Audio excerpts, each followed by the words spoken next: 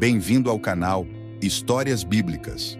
Você já se perguntou por que Jesus, o Messias, escolheu descender da tribo de Judá em vez de qualquer outro filho de Jacó? Por que essa tribo específica foi escolhida como veículo da promessa messiânica? Enquanto examinamos as genealogias sagradas dentro das páginas da Bíblia, percebemos que a trajetória de Jesus é delineada de Abraão a Davi, com Judá desempenhando um papel crucial nesta linhagem. Hoje gostaria de compartilhar como esta escolha não é apenas uma questão de linhagem, mas sim um fator significativo no detalhe do plano divino. A genealogia de Jesus, traçada de Abraão a Davi, desempenha um papel fundamental na compreensão de sua descendência da tribo de Judá. Abraão, considerado o pai da fé, foi abençoado por Deus com a promessa de ser o patriarca de uma grande nação. Abraão teve 2 filhos notáveis, Ismael, filho de Agar, e Isaque, filho de Sara. A promessa divina foi dirigida especificamente para os descendentes de Isaque. Isaque, por sua vez, teve 2 filhos, Esaú e Jacó. A bênção da primogenitura, que normalmente garantiria uma posição privilegiada, foi passada de Esaú para Jacó em um episódio conhecido como a venda do direito de primogenitura.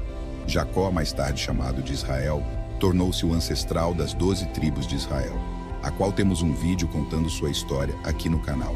Entre os filhos de Jacó, Judá ocupa um papel central na genealogia de Jesus. A profecia messiânica registrada nas páginas do Antigo Testamento detalha a trajetória profética que começa a se desenrolar com o patriarca Jacó, quando ele abençoa seus filhos antes de sua morte. Seria de se esperar que entre os filhos de Jacó, Rúben, Simeão ou Levi assumissem a liderança da tribo e carregassem a linhagem messiânica. No entanto, falhas morais significativas desqualificaram cada um deles como primogênito. Embora Rúben tivesse o direito de primogenitura e liderasse naturalmente, o livro do Gênesis revela que, enquanto Jacó residia naquela terra, Rúben foi e se deitou com Bila, a concubina de seu pai, contaminando assim a cama de seu pai com imoralidade sexual. Gênesis capítulo 35, versículo 22. Este ato provavelmente desqualificou Rúben da liderança. Da mesma forma, quando Dina, a irmã dos 3, foi violada sexualmente, Simeão e Levi reagiram com raiva, enganando todos os homens da cidade ao matá-los em vingança pela violação de sua irmã. Esta resposta violenta resultou em uma severa repreensão de Jacó. A fúria desenfreada e o ato de vingança mortal certamente os tornaram inadequados para a linhagem messiânica. Essas desqualificações dos 3 irmãos mais velhos destacam-se, marcando um contraste significativo com a expectativa inicial de liderança e continuidade da linhagem messiânica através deles. Neste cenário, entre os filhos de Jacó, Judá, apesar de também cometer vários erros, foi escolhido para ocupar um papel central na genealogia de Jesus. A profecia messiânica registrada nas páginas do Antigo Testamento detalha a trajetória profética que começa a se desenrolar com o patriarca Jacó, quando ele abençoa seus filhos antes de sua morte. Em Gênesis capítulo 49, versículo 1, Jacó profetiza sobre Judá, declarando que o cetro não se afastará de Judá, nem a vara de comando de entre seus pés, até que venha Siló, e a ele obedecerão os povos. Esta profecia específica destaca a linhagem real e dominante que emergirá da tribo de Judá. O termo Siló é frequentemente interpretado como uma referência ao Messias, indicando um futuro líder e governante. A conexão entre a profecia e a escolha de Judá, já que a linhagem da qual Jesus viria, é evidente na própria ancestralidade de Cristo durante o reinado de Jacó. Abençoando seu filho Judá, uma passagem registrada em Gênesis capítulo 49, versículo 9 se destaca. Jacó diz que Judá é o pulo de um leão da presa, meu filho. Você subiu, ele se curva, ele se deita como um leão e como um leão que despertará. O simbolismo do leão associado à tribo de Judá é uma metáfora rica e significativa que permeia as Escrituras, destacando tanto a força quanto a realeza. O leão é um símbolo de poder, coragem e liderança. E a tribo de Judá estava destinada a assumir um papel de liderança entre as tribos de Israel. Esta metáfora ganha ainda mais significado quando observamos como o título Leão da tribo de Judá é posteriormente aplicado a Jesus Cristo no contexto messiânico dos evangelhos. Em Apocalipse capítulo 5, versículo 5, João tem uma visão em que um leão da tribo de Judá, a raiz de Davi, é vitorioso, uma clara referência a Jesus. Esta representação simbólica evidencia a realeza de Cristo e sua capacidade de superar todos os desafios ao longo da história bíblica. O leão não está associado apenas à força física, mas também à capacidade de governar com justiça e sabedoria. A escolha específica de Judá como precursor do advento do Messias destaca a fidelidade de Deus no cumprimento de suas promessas de redenção através da linhagem real desta tribo. Quando examinamos esta escolha à luz da teologia, percebemos uma convergência única de características e propósitos divinos. Quando Jacó profetizou sobre Judá em Gênesis, ele não apenas enfatizou a liderança e o cetro que permaneceriam em sua linhagem, mas também mencionou que os povos lhe obedeceriam. Isso sugere uma autoridade distinta e um papel messiânico atribuído à tribo de Judá. A teologia por trás desta escolha pode ser entendida considerando a lealdade de Judá e sua importância no cumprimento das promessas divinas. Davi, um notável descendente de Judá, era um rei reverenciado, e Deus fez uma aliança eterna com ele, prometendo que seu trono seria estabelecido para sempre. Esta aliança aponta para um rei messiânico que surgiria da linhagem de Davi.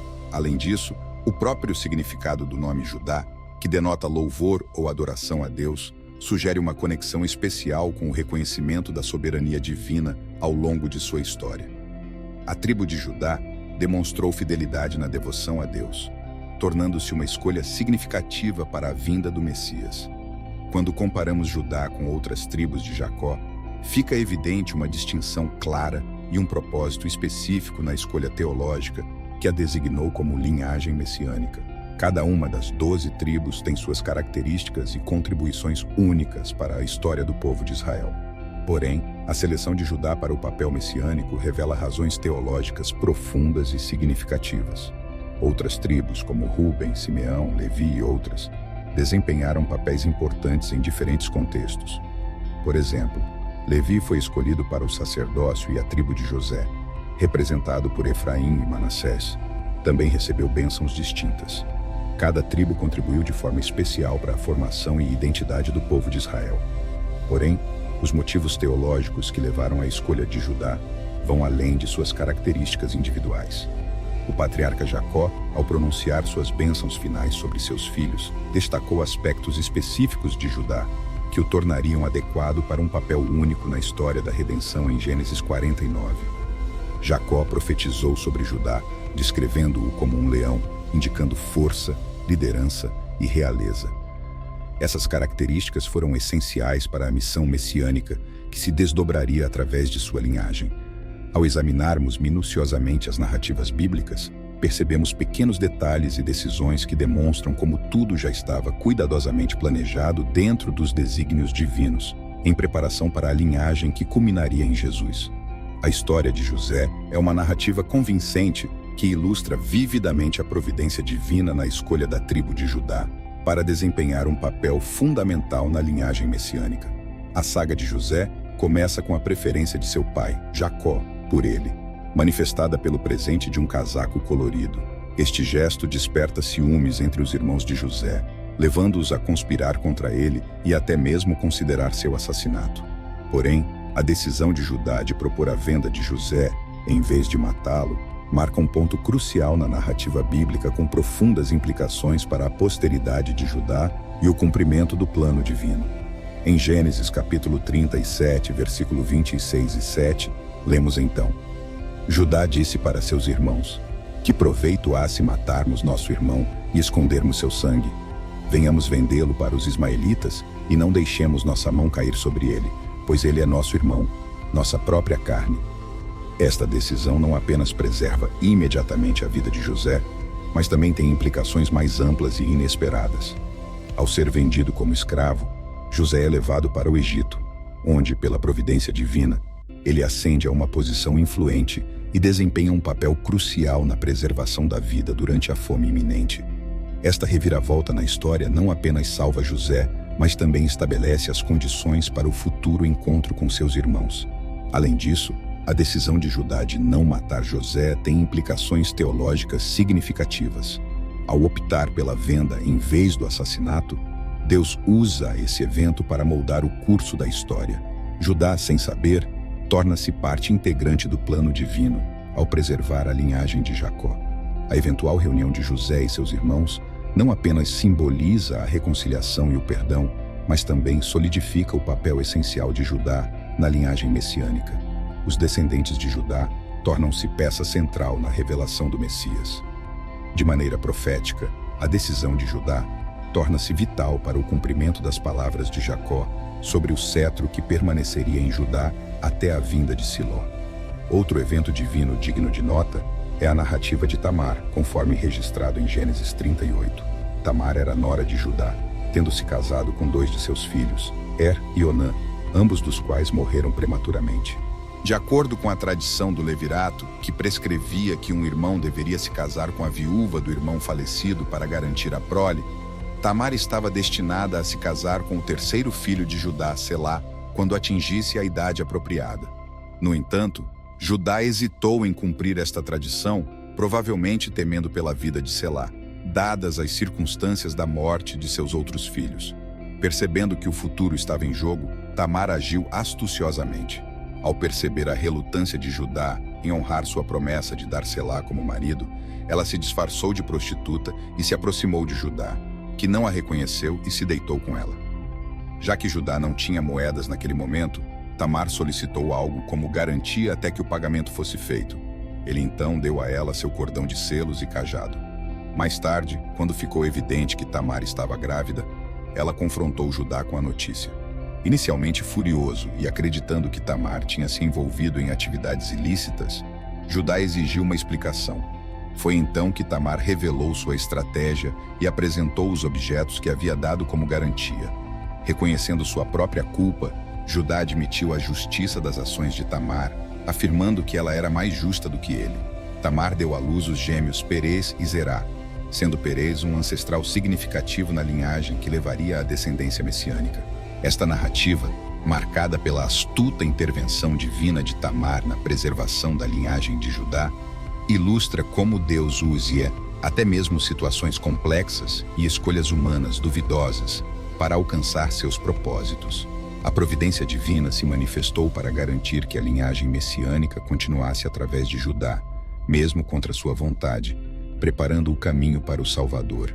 Devemos também lembrar a história de Ruth, uma narrativa comovente que se desenrola no contexto de Belém durante um período de fome em Israel. Ruth, uma moabita, e sua sogra, Noemi, retornaram a Belém após a morte de seus maridos, demonstrando um comprometimento extraordinário para ficar com Noemi e adotar sua fé. Ela escolhe trabalhar nos campos durante a colheita, chamando a atenção de Boaz, um parente próximo de Noemi e principalmente da linhagem de Judá. Boaz, um homem justo e generoso, mostra compaixão por Ruth e instrui seus servos a tratá-la bem, permitindo que ela colha mais abundantemente. O ponto de virada ocorre quando Noemi aconselha Ruth a agir de acordo com as leis da redenção e do levirato do casamento do Antigo Testamento, o que permitiu que um parente próximo resgatasse a propriedade e se casasse com a viúva de um parente falecido para preservar a herança. Assim, Boaz, seguindo as leis estabelecidas, assume o papel de redentor. A subsequente união de Boaz e Ruth reflete a providência divina. Esta escolha específica na linhagem de Judá se mostra significativa em luz das profecias messiânicas e a importância teológica desta tribo. Após a morte de seus maridos, Ruth poderia muito bem ter seguido seu próprio caminho e não acompanhado sua sogra Noemi. No entanto, os planos de Deus já estavam definidos. A história de Ruth demonstra vividamente como Deus guiou eventos aparentemente comuns para cumprir seus propósitos maiores, preparando o caminho para a vinda do Messias. O relacionamento de Boaz e Ruth não apenas abençoou suas vidas, mas também contribuiu para o plano divino de redenção e reconciliação. Além dessas histórias, devemos relembrar a promessa messiânica dada a Davi, que também destaca a importância da tribo de Judá. Quando examinamos os registros genealógicos nos evangelhos de Mateus e Lucas, notamos que a linhagem de Jesus remonta a Davi e, consequentemente, a Judá. Este traço genealógico confirma o cumprimento da profecia messiânica em Jesus, um descendente da tribo de Judá, fortalecendo nossa compreensão da promessa divina ao longo da história de Israel. Davi, escolhido por Deus como rei, deixou um legado duradouro na história de Israel. Seu reinado foi caracterizado por vitórias militares, o desenvolvimento da nação e a conquista de Jerusalém como sua capital. A promessa feita a Davi, registrada no segundo livro de Samuel, no capítulo 7, marca um ponto crucial na história de Israel. Deus promete a Davi estabelecer seu descendente como rei, cujo reinado será eterno. A passagem afirma: provei Israel e os plantarei, para que possam ter uma casa própria e não sejam mais perturbados. Não os oprimiremos mais como fizeram no início. Esta promessa está carregada de significado messiânico, apontando para um futuro rei que traria estabilidade, justiça e um reino eterno. A conexão com Judá torna-se evidente quando consideramos profecias subsequentes que especificam que este descendente prometido viria da linhagem de Davi, pertencente à tribo de Judá, culminando em Jesus Cristo. Porém, é importante lembrar da aliança incondicional que Deus fez com Davi.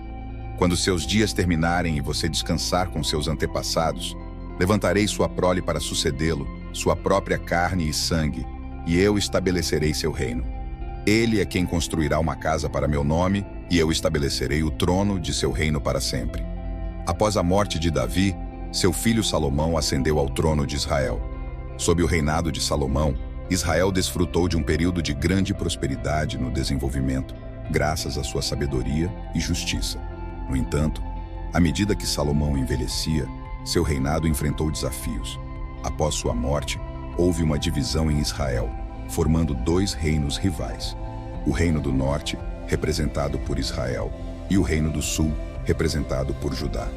Ao longo das gerações, embora houvesse uma mistura de reis bons e maus em ambos os reinos, Judá conseguiu manter a linhagem dinástica, culminando na linhagem que levaria a Cristo. Durante a invasão e subsequente exílio dos assírios, o apóstata Reino do Norte de Israel foi completamente destruído, resultando no desaparecimento de 10 tribos da história. No entanto, a linhagem de Judá permaneceu resistente. Dos 12 filhos de Jacó, Judá emergiu como um remanescente, uma pequena chama que manteve viva a centelha da liderança divina. Este cenário, conforme previsto nas profecias, confirmou que o cetro da liderança realmente residia na tribo de Judá. Ao escolher Judá, Deus não apenas cumpriu as profecias, mas também estabeleceu uma base sólida para a missão de Jesus na terra. A linhagem de Judá simboliza a continuidade da promessa de um Redentor, e o cumprimento dessas profecias em Jesus Cristo revela a magnitude do amor e da sabedoria divinos. Ao entendermos a missão de Judá, somos levados a contemplar a grandeza do plano divino e a reconhecer a soberania de Deus na trajetória da redenção. Espero que tenham gostado do vídeo de hoje. Se você chegou até aqui, deixe seu like, inscreva-se no canal e clique em um dos 2 vídeos que vão aparecer na tela para continuar nos acompanhando. Obrigado e que Deus te abençoe. Até breve.